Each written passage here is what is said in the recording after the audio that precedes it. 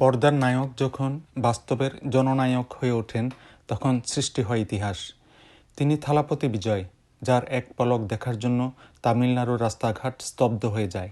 কিন্তু এবারের উন্মাদনা সিনেমার কোনো ফার্স্ট ডে ফার্স্ট শো নিয়ে নয়। এবারের উন্মাদনা গণতন্ত্রের উৎসব নিয়ে।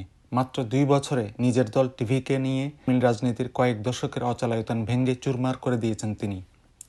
আজকের ভিডিওতে আমরা জানব কিভাবে একজন অভিনেতা থেকে জননায়ক হয়ে উঠলেন বিজয়। 2024 সালের নির্বাচনে বিজয়ের দল তামিলাগা ভেত্রি কাজাগাম বা টিভিকে যা দেখিয়েছে তাকে রাজনৈতিক বিশ্লেষকরা বলছেন সুনামি। 234টি আসনের মধ্যে 107টিতে জয় পেয়ে প্রধান দুই দল ডিএমকে এবং এআইএডিএমকে কড়া টক্কর দিয়েছেন তিনি। বিজয়ের বাবা এস.এ. চন্দ্রশেখর গর্ব করে বলছেন, বিজয়ের আত্মবিশ্বাস ছিল আকাশচুম্বী। তিনি জানতেন তিনি একদিন তামিলনাড়ুর সেবা করবেন। বিজয়ের এই সাফল্যে খুশির জোয়ারে ভাসছে তার পরিবার। বাড়ির ছাদে পরিবারের সদস্যরা বাঁশি বাজিয়ে নেচে উদযাপন করছেন এই ঐতিহাসিক জয়।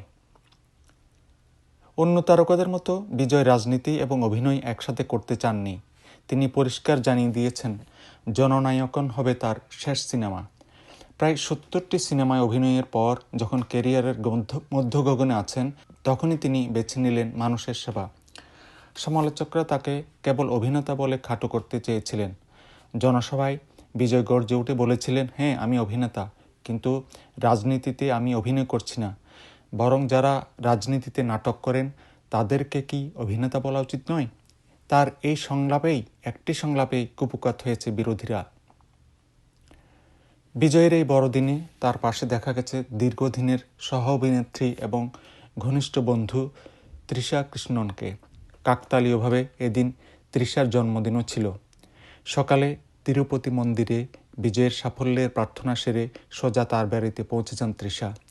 বিজয়ের ব্যক্তিগত জীবন এবং তৃষার সাথে তার বন্ধুত্ব নিয়ে নানা জল্পনা থাকলেও এই কঠিন সময়ে তৃষার উপস্থিতি এক অন্য বার্তা দেয়। বিজয় কোনো সহজ পথে হাঁটেননি। তিনি সরাসরি টক্কর দিয়েছেন ভারতের ক্ষমতাসীন বিজেপি এবং প্রধানমন্ত্রী নরেন্দ্র মোদীর দমন নীতির বিরুদ্ধে। তরুণ প্রজন্ম বিজয়ের মধ্যে দেখছে এক স্বচ্ছ এবং দুর্নীতিরহিত বিকল্প। তামিলনাড়ুর বহু বছরের দ্রাবিড় রাজনীতির ধারায় বিজয় এনেছেন এক নতুন হাওয়া। হেমা মালিনী থেকে শুরু করে বিজয় দেবরকুন্ডা, টাইগার শ্রুফ, পুরো বিনোদন জগৎ আজ বিজয়ের জয়ে মুখর। এই সাফল্য কিন্তু রাতারাতি আসেনি। 2009 সাল থেকেই বিজয় তার ফ্যান ক্লাবগুলোকে বিজয় মাক্কাল ইয়াক্কাম ব্যানারের নিচে এনে সমাজসেবা শুরু করেছিলেন।